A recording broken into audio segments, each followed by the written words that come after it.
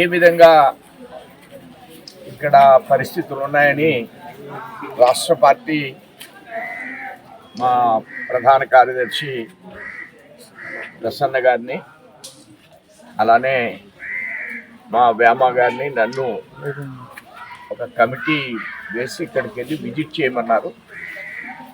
ఆ సందర్భంగా ఈ ప్రాంతంలో విజిట్ చేయడంతో పాటు ఇక్కడ పునరావాస కేంద్రం ఏ విధంగా ఉంది అనే ఆలోచనతో ఇక్కడ రావడం జరిగింది. అన్ని ఏర్పాట్లు బాగున్నాయనేది, భోజనాలు టిఫిన్ అంతా బాగా జరుగుతుందని చెప్పారు. ఏ విధమైన ఇబ్బంది లేదు. హై స్కూల్ అయితే ఇది మంచి హై స్కూలు, నేషనల్ ప్లేయర్స్కి వెళ్ళేటువంటి పరిస్థితి అని కూడా చెప్పారు.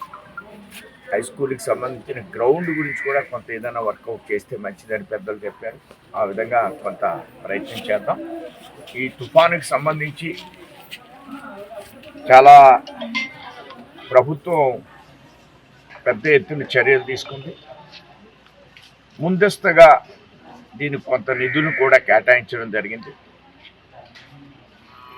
జైన్ గారిని సీనియర్ ఐఏఎస్ ఆఫీసర్ని ఇన్ఛార్జిగా వేసి అన్ని జిల్లాలకు కూడా ఇన్ఛార్జీలు వేయడం, ఎక్కడ ఏ విధమైన విపత్కర పరిస్థితులు వచ్చినా దాన్ని వెంటనే తట్టుకునే విధంగా అన్ని చోట్ల పునరావాస కేంద్రాలు పెట్టారు. అలానే వీరికి 25 కేజీలు బియ్యం ఇమ్మన్నారు, కేజీ కందిపప్పు ఇమ్మన్నారు.